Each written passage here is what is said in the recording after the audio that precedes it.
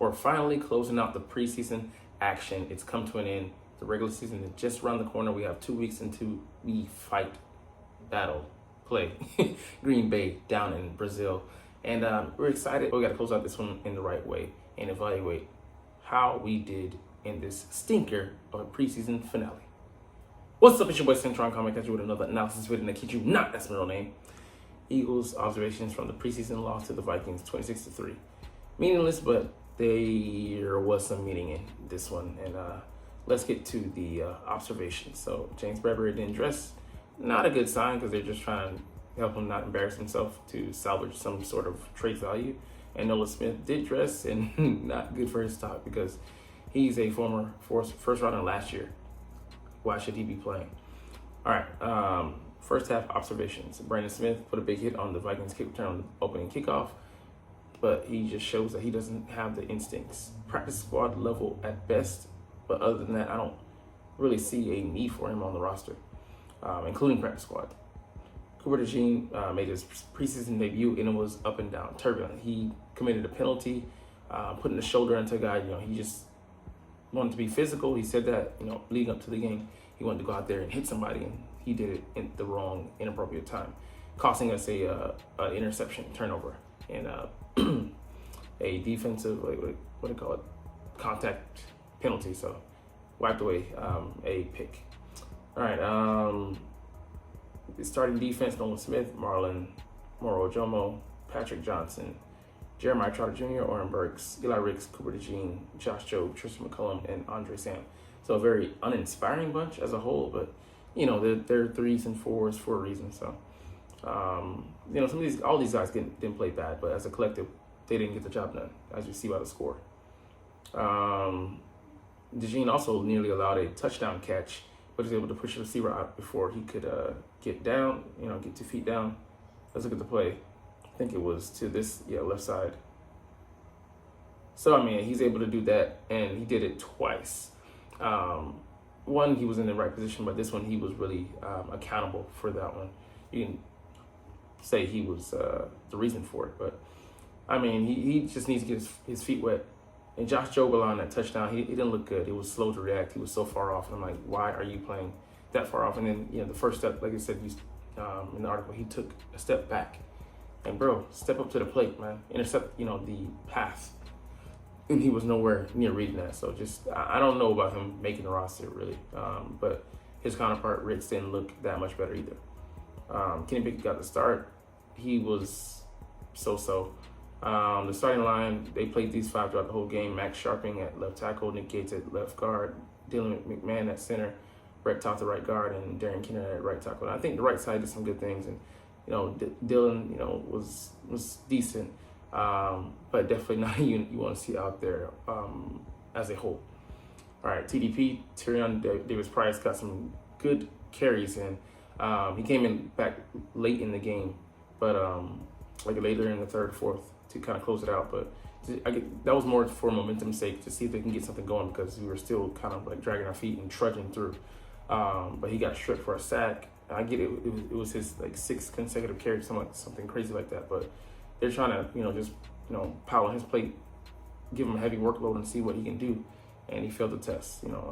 It's been an issue with him hanging onto the ball throughout OTAs and training camp, and he just showed it here. All right, Julian Alquard had a big 3rd down sack. look at the guy here. I liked him for a practice squad stash. Definitely someone that, can, in emergency, one of our guys, 2 of our guys goes down, and, he can be called up, to fill in.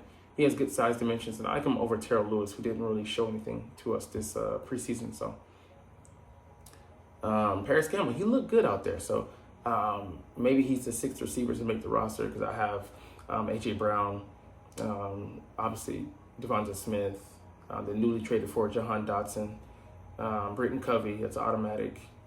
Johnny Wilson, was kind of skating because he showed something this preseason. And then Paris Campbell, because it's either him or Nia Smith, and I don't think Nia showed us enough for him to be a backup, but Paris will be the backup slot. So,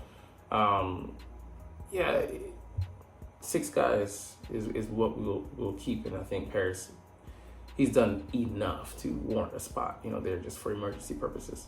But Joseph Ngata didn't look good. Jota will be first down, and he struggles to create separation. I'm kind of really seeing him as a redundant player. Like he's big, has a good body, but doesn't come down with nearly enough contested catches. He's working on his craft, man. I don't think he even makes the practice squad this year. So Eli Ricks gave up a 21-yard catch down the right sideline. Wasn't able to get his head turned around. He kind of looked like Keely Ringo last preseason. He just looked lost out there for the most part. I think he made like 1 or 2 plays, but other than that, he was just also ran. Also, Zach McPherson gave a first down catch and then got called for DP. I mean, it was weak, but I think it was a valid call. But I mean, he didn't show that much either. So I mean, like, I could say maybe Zach McPherson over those 2 guys, but I'm not sure how that picture's gonna fall out because Eli's a younger player, could have some trade value as well. So I mean, well, not roster cuts coming up, and I don't know what position you would even think to trade for at this point.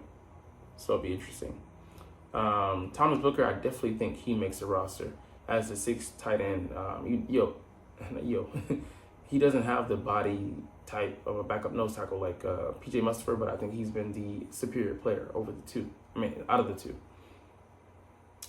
Nolan Smith wasn't in for the 3rd drive, but he returned to the field.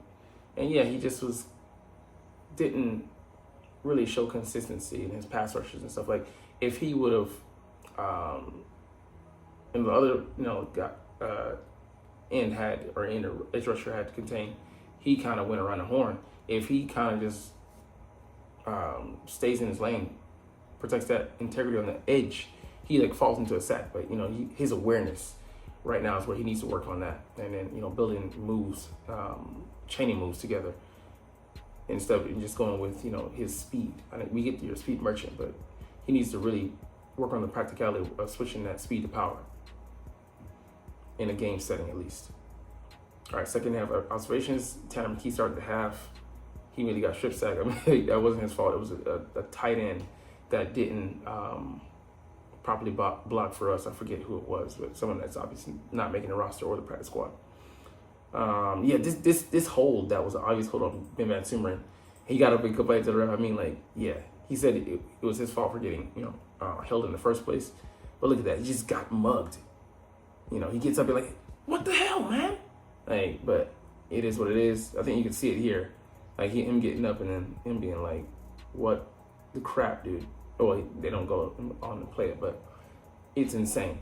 But he had a very good game. He was shooting gaps. He was inside, at the right place, right time, getting guys lined up. You can see, I think he didn't have the green dot, but I think he was getting guys organized. So I like the jump he's taking. I'll get to it in short, but I think he should make the roster. Julian Arquette putting a big hit on Jaron Hall. I mean, I felt bad for the dude, but he took this shit, and I'm like, damn, he got destroyed.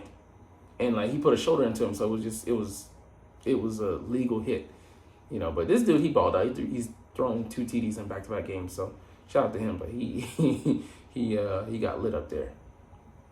All right, let's see what McKee did wrong here. Yeah, that's just a worm burner. Yeah. I mean, BVS got a sack as well. McKee not having awareness on the 4th and 6, he took that off, but he stumbled and his knees scraped the ground and he couldn't get the first down. So I'm like, damn, bro. It's like that Will Shipley play. Get the first down, bro. Oren Burks had some nice plays, but he also had some a penalty, offsides, and then had a tackle where he kind of, he didn't wrap up. Let the guy just run through him. To be playing in a Super Bowl, to going to playing in preseason games like this, it's just, hey man, practice squad level. Teron Jackson got some good pressure. I like him. I just don't see a place for him on this roster. And I like I said, I'd keep Okwara over him. And it's not to say I don't believe he's roster worthy, but it'd be interesting to see who they pick. And then Cooper DeJean did return a punt, but kind of got short on that. He came up limping what it looked like. I was like, okay. And this catch by, I didn't know it was a tight end. He looked like a receiver. Griffin Herbert on this underthrown ball by McKee. He bailed out this quarterback here. Jumps over the back, plucks that get some extra yardage. I mean, gets 15 extra yards. Beautiful play by him. So I don't think he's in the running for the tight end spot, but just something he sparkled out there.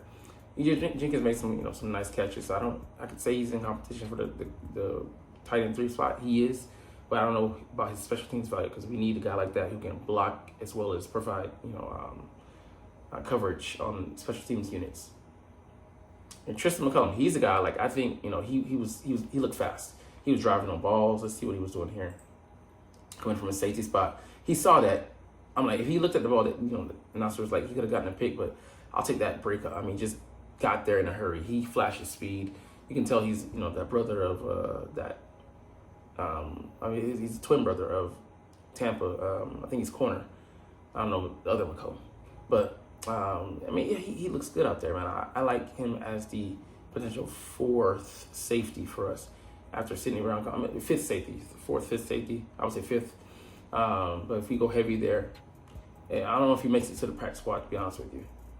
Neither him nor BVS, so that's why I would say try and keep those guys. But we'll see how things turn out. Will Greer came in the game, didn't really show anything, but it's to be expected. And the international guy, Lakin Vakali, he got a couple snaps, and his first set of snaps, getting his feet wet, and it was interesting seeing Jordan Mailata out there coaching him up on the sideline on the bench while he was on the bench. And Anim Dankwa, didn't really notice him, but he probably did something. But yeah, man, Jacob Harris got banged up. It was not good to see. I was like, immediately concussion, the way he looked hazy, woozy getting up. Yeah. But yeah, man, the next game we have is on the 7th in 2 weeks. But before that, on Wednesday for me, Tuesday for you, roster cuts. We'll see who makes the squad. I might do a video or 2 short included about who's going to make the roster squad. I'll do that after this. But yeah, man, it's going to be interesting. We can only keep 53, and there's a lot of talented guys that hopefully find spots on other rosters. You hope that their careers don't end here. But a lot of guys, like this Nasha said, their football careers will end with this night. So salute to them, going out and chasing their dreams and living it, even if just for, a short summer. But we'll get to it. But hey, anyways, you're not even watching this video, but it's all good because I love making these videos and I love talking about the freaking stinking Philadelphia Eagles. So we'll try to do this officially, but as always, it's Fly Eagles Fly, and let's motherfucking go. Like, comment, share, subscribe. Thanks for watching. Check me out at Centron Anime, Centron Life, or Centron Laughs, or other social media.